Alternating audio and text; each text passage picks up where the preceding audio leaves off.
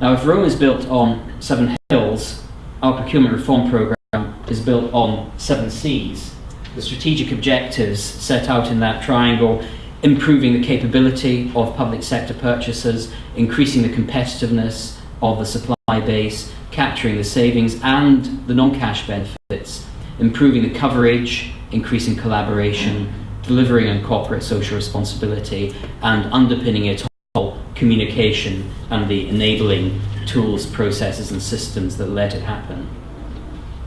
Now now the second strategic objective, competitiveness, is defined as Scotland being seen as a good place to do business by making it as easy as possible to compete for public sector contracts, particularly for SMEs.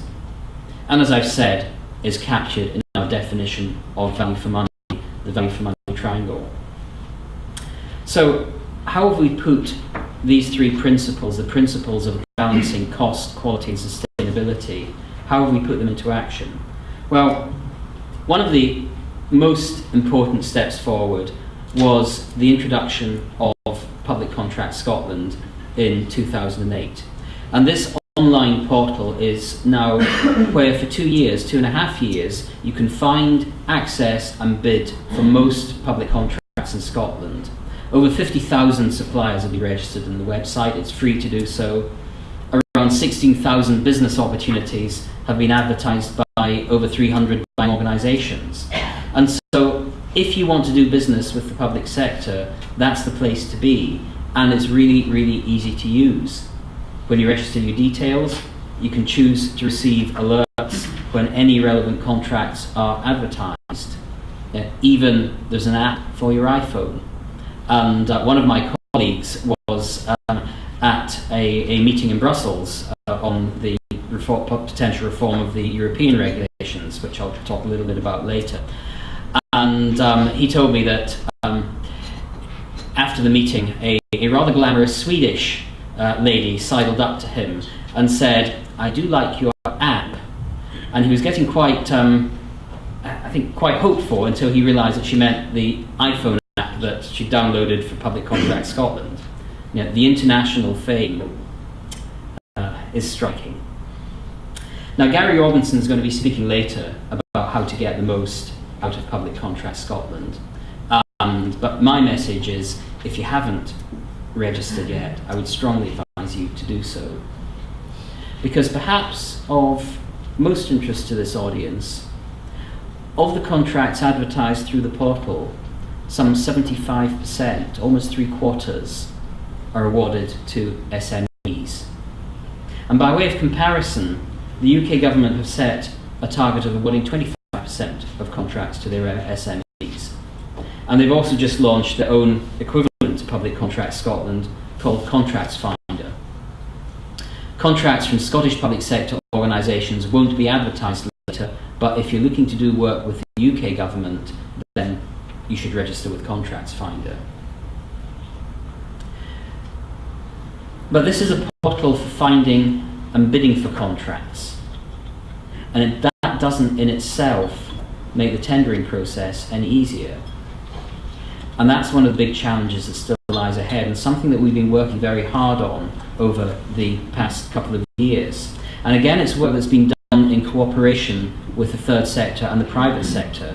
Liz Cameron from the Scottish Chambers of Commerce chairs a supplier engagement working group, and that brings together the public, private and third sectors, and they've been tasked, businesswomen, businessmen across Scotland have been tasked by Liz to develop practical initiatives that are affordable and work that will remove real barriers to bidding for public sector work. One of the biggest barriers is pre-qualification. You know, who thinks that pre-qualification is a doddle? And who thinks that pre-qualification takes far too much work to fill in, requires far more information than is necessary, applies disproportionately weighty criteria, and who gets irritated by different public bodies asking for the same information in subtly different ways? One person, 2 people, 3 people. Yeah, a few people. Okay, I suspect probably more of you if I hadn't sent you all to sleep. But that's why the Supplier Engagement Working Group have devised a standard pre-qualification questionnaire. Now that doesn't mean that every exercise will ask for exactly the same information.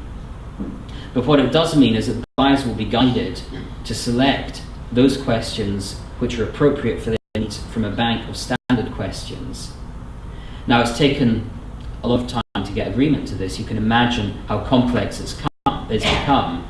Mr. Maud down south has gone in a slightly different direction and said we're not going to have pre-qualification anymore for contracts under 100,000.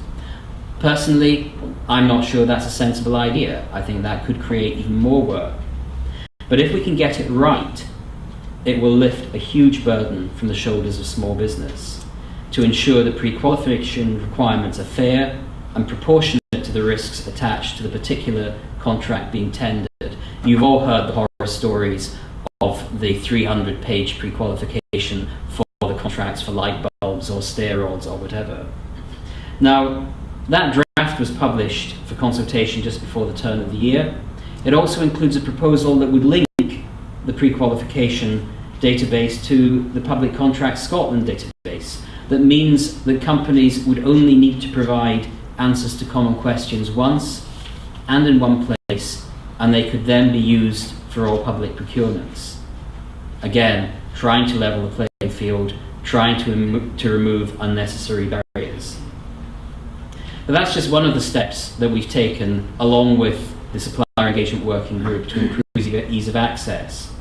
We've developed and improved the quick quote system, and that allows buyers to undertake low-value procurements simply by inviting selected suppliers to quote. It cuts out an awful lot of the process and the paperwork involved both in buying and in selling. It can be done electronically using the portal. It's quick, it provides full auditability, and it cuts out a lot of the red tape. And all you need to do to take part in Quick Quote is register on Public Contracts website. Now, for this to work, public sector buyers also need to know what they can do and what is expected of them. Procurement is all too often characterized as being risk averse. I talk about being risk pragmatic.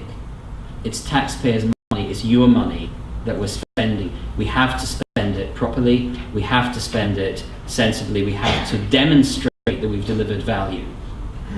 And we have to do so in a fair, transparent, open and legal way.